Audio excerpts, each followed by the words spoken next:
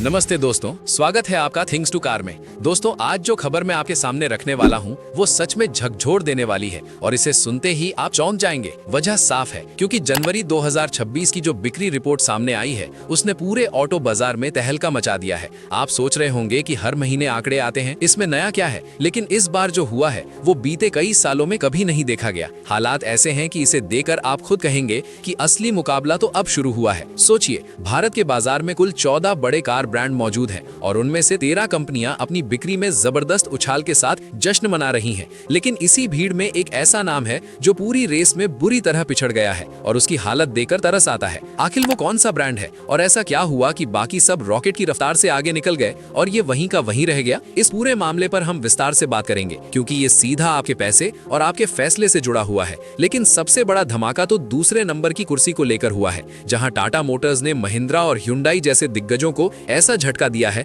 जिसकी किसी ने कल्पना भी नहीं की थी। एक देसी कंपनी ने इतनी बड़ी छलांग लगा दी कि पूरी इंडस्ट्री हैरान रह गई। आज की इस कहानी में हम बात करेंगे जनवरी 2026 में सबसे ज्यादा गाड़ियां बेचने वाले ब्रांड्स की। शुरुआत करते हैं उन कंपनियों से जो लिस्ट में सबसे नीचे खड़ी हैं। 12वें नंबर पर सिट्रोएन और जीप का नाम आता है। इनकी हालत देखकर लगता है कि ये किसी तरह मैदान में टिके हुए हैं। जनवरी 2026 में इन दोनों ने मिलकर कुल 10,140 गाड़ियां बेची हैं, जबकि जनवरी 2025 में ये आंकड़ा करीब 6,940 था।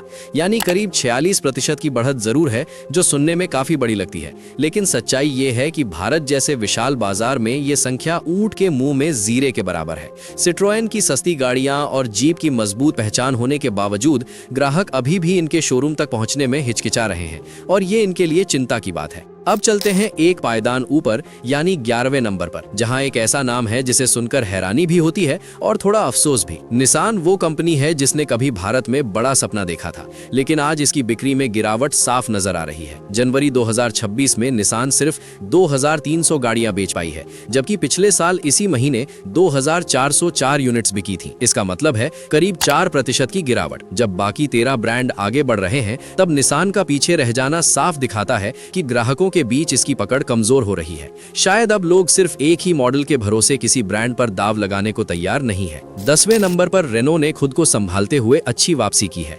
जनवरी 2026 में रेनो ने 3,715 गाड़ियां बेची हैं, जो पिछले साल की 2,780 यूनिट्स के मुकाबले 33% ज्यादा है। ये आंकड़ा दिखाता है कि रेनो की छोटी कारें और बजट एसयूवी फिर से मिडिल क्लास परिवारों को पसंद आने लगी हैं और भरोसा धीरे धीरे लौट रहा है। 9वें नंबर पर एमजी मोटर मजबूती से टिका हुआ है। जनवरी 2026 में एमजी ने 4,843 गाड़ियां बेची हैं, जबकि जनवरी 2025 में ये संख्या 4,455 थी, यानी करीब 8% की बढ़त। एमजी की गाड़ियां अपने एडवांस फीचर्स और टेक्नोलॉजी के लिए जानी जाती हैं और ये बढ़त बताती है कि एक खास वर्ग आज भी इन कारों को पसंद कर रहा है।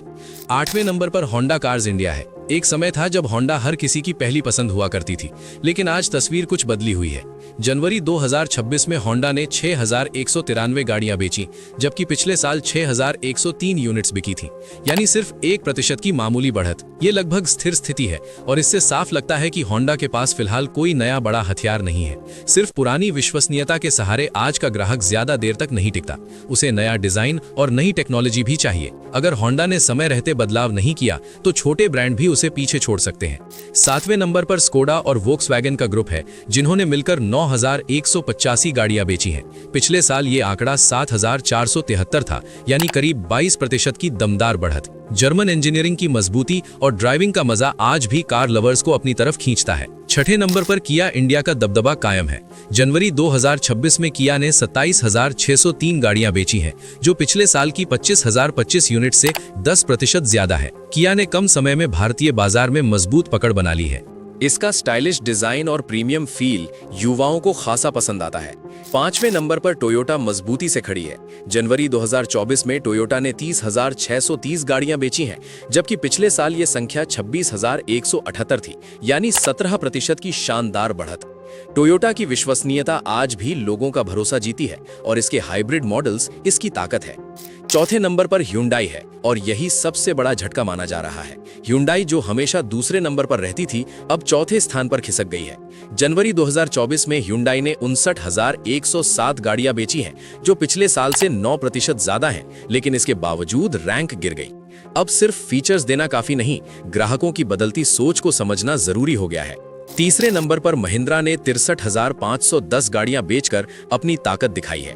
पिछले साल ये आंकड़ा 50,659 था, यानी 25% की जबरदस्त बढ़त। महिंद्रा की एसयूवी के लिए लोग आज भी लंबा इंतजार करते हैं और इसकी रफ एंड टफ इमेज इसे अलग बनाती है।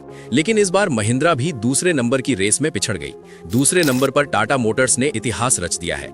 जनवरी 2024 में टाटा ने 70,220 गाड़ियां बेच दी, जबकि पिछले साल ये आंकड़ा 48,750 था, यानी करीब 46% की जबरदस्त छलांग।